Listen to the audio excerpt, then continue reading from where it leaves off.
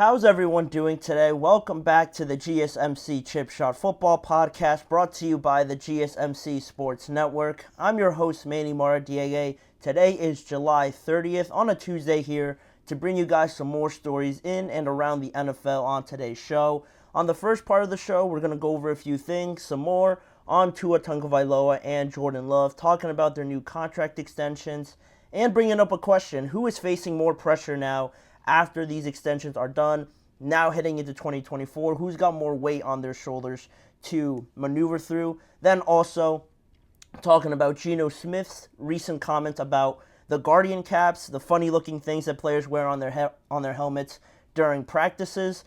They're actually allowed to wear them during the games this year, a new rule that was passed back in April. So we're going to be talking about Geno Smith considering wearing one of these Guardian caps in-game, being one of the first players to do so. Those topics and more coming on later on in the show. So before I start off on Tua and Jordan Love, if you guys have any questions or comments you'd like to make, please remember to use the tip and donations link, gsmcpodcast.net. By using that link, I'm able to see your question or comment pop up on my screen. I'll read it out loud and get your guys' thoughts, your feelings on anything I say or on any of the topics on today's show. It's a big help for the show and also the network as a whole. So if you guys would, please use the tip and donations link, gsmcpodcast.net. We greatly appreciate it here over at GMC whenever you guys are able to do that.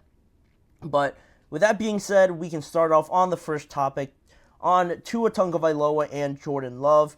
Now, two of the top 5 highest paid quarterbacks in the NFL. After last Friday, it was announced. We talked about Tua's deal, the 4-year, $212.4 million extension. He gets $53 million in salary. Then later on in the evening, we have the news breaking of Jordan Love also getting that extension. 4 years, $220 million for Jordan Love. Now he's tied in a 3-way tie with Trevor Lawrence and Joe Burrow for the highest paid quarterback in the NFL, earning $55 million in salary. Reshuffling the top 5 now. 3 of the quarterbacks that got extended this year, Tua and Jordan Love, along with Jared Goff, now form the new top 5 highest paid quarterbacks in the NFL. So these two guys are the latest guys to get their extension. There was some difficulty, some extended period of trying to figure this thing all out, but they finally got it over the line, and now people, the media, everybody around this topic can start talking about what comes next, right? Who has more pressure on their shoulders to almost validate this contract? You know, you're getting paid like one of the top guys, the top guy in the NFL, in Jordan Love's case, you could say. So what are you going to do with that? What kind of pressures now, what kind of expectations now face Tua and Jordan Love heading right away into 2024, especially after the seasons that these guys have had?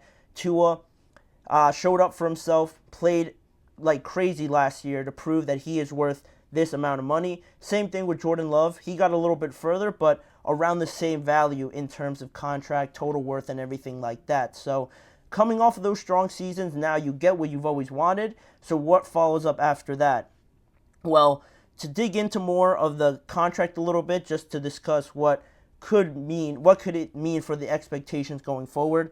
According to Pro Football Talk's Mike Florio, the goal for both Tua and Jordan Love was to make these new extensions 4 years instead of 5 years, where you see it feels like that's the typical length for a new contract extension. You always hear about the 5-year deals.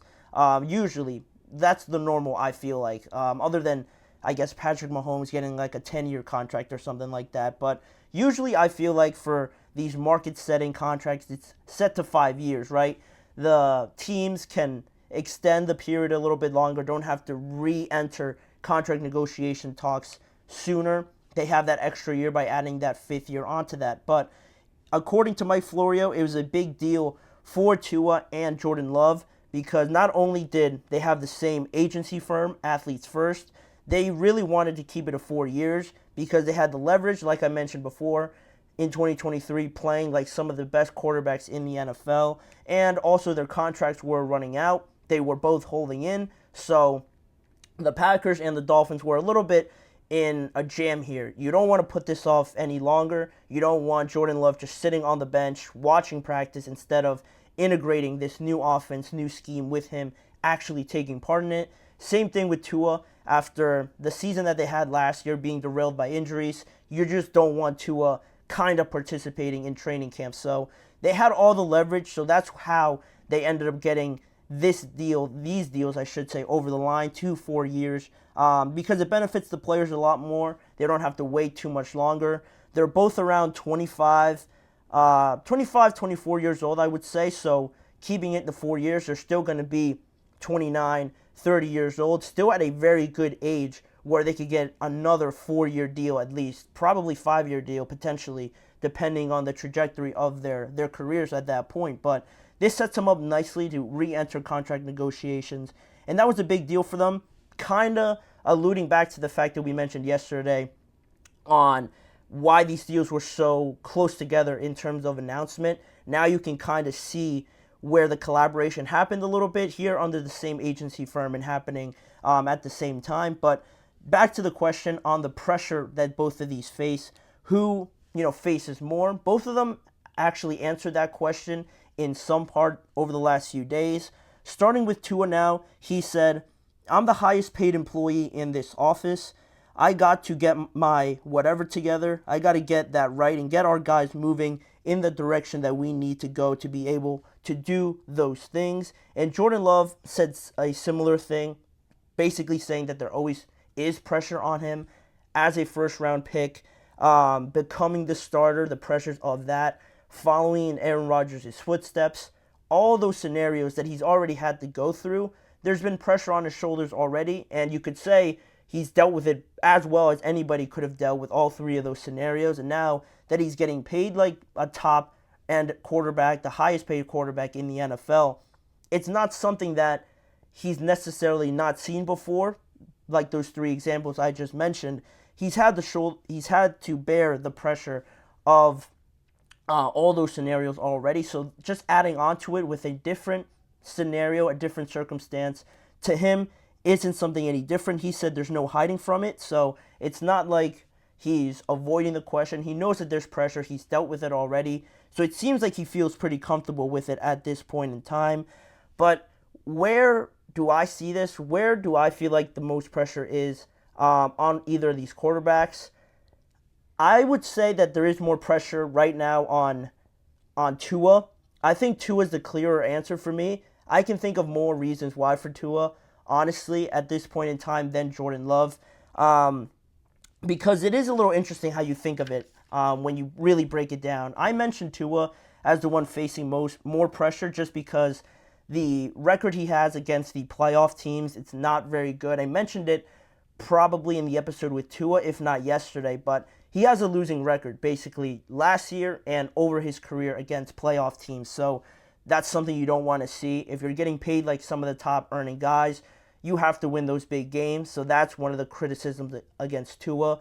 There's also the health concerns. He's coming off a pretty healthy season, but can he consistently do that and show up each and every year? That's another thing. Not the most athletic guy in terms of quarterbacks and the Josh Allens, the Patricks, the Lamars, the Jordan Loves, but extremely accurate, very precise, and he fits this offense very well, which I thought was enough reason to give him this extension based on where the Dolphins are at this point in time in their progression to getting better, being one of those contending teams. And talking about Jordan Love also, I feel like his expectations weren't as high as Tua's, if that makes sense, right? Tua was a higher draft pick. Everybody was saying tank for Tua, and then he gets in the league, and he dealt with those injuries. There were some shaky moments, whereas with Jordan Love, he was a late-round draft pick. He was just sitting on the bench behind Aaron Rodgers. Nobody really thought he could ever live up to Aaron Rodgers, and don't you know, first year he comes in, it looks bad, and then he turns it all around, and he looks like just another quarterback that the Packers have found miraculously that could just lead them into the next decade of great quarterback play in that team. So the expectations right off the bat were set low for Jordan Love, and now that he has surpassed them, I feel like right now in the eyes of everybody, you see all the hype around Jordan Love too. I think right now he's everybody's favorite young quarterback who's going to take the league by storm. Right there with CJ Stroud. I think those two guys right now have really earn a lot of America's, love and feeling that they're going to be the next guys in this progression of quarterbacks. So with that, I feel like the heat won't come on too strong for Jordan Love right at the beginning. But not to say that he hasn't earned it. Like I said, fantastic second half of the season, great performances in the playoffs. And if you look at Jordan Love, it always feels like he has the same expression on his face. When you see him during the games, just in those moments, he doesn't really blink. It feels like the moment doesn't faze him at all. And that's something you'd love to have, a calm demeanor for everybody else in the huddle. If your quarterback's feeling calm, nonchalant about the situation, it makes everything a lot easier. And you saw that in the game against the Cowboys, how it didn't look like a playoff game, honestly, for how Jordan Love was playing out there. Same thing in the 49ers game. Unfortunately, they lost, but I just think that comes with the inexperience that Jordan Love had, and now that he can build off of that, there is some more hype there for Jordan Love. Not to say that in a way that could build some different sort of pressure for Jordan, because now you have to live up to those expectations, right? You have to live up to filling the shoes of Aaron Rodgers there in Green Bay. So in that way, if you bring that up, that's almost a different kind of pressure. You could even say more pressure for Jordan Love, just consistently maintaining that high level of performances, because now people are going to expect that with how good the Packers looked and everything like that. Whereas with Tua, we still want to see it. He was a higher draft pick, so the expectations were already set high before, and now you have to live up to those. But overall, I would say Tua has to prove it a little bit more, just because the money and equating that to big games and big game situations and winning those big games, I would say Tua has yet to prove that. Not a great record, so he has to kind of elevate his performance now to get people to buy in to him earning that contract, because right now I think there's definitely more scrutiny around Tua and earning that contract based on all the reasons that I said. But that's how I feel about it. I'd love to know what you guys think. Who's facing more pressure in 2024? Is it Tua or is it Jordan Love? Leave your guys' thoughts in the comments section. But with that being said, we can move on to the next topic, talking about Geno Smith, some more quarterback talk on today's show. Thinking of wearing the Guardian cap on his helmet during regular season games in 2024. The NFL passed that rule now that it is an option for players to wear it if they want to. And Geno Smith is the first NFL player that I've seen talk about actually considering it. So we're going to talk about what he said and whether or not this is going too far on the side of player safety. I'm all for it, but this might be taking it a little bit too far in my opinion. So we're going to dig deeper into that when we return. You're listening to the GSMC Chip Shot Football Podcast.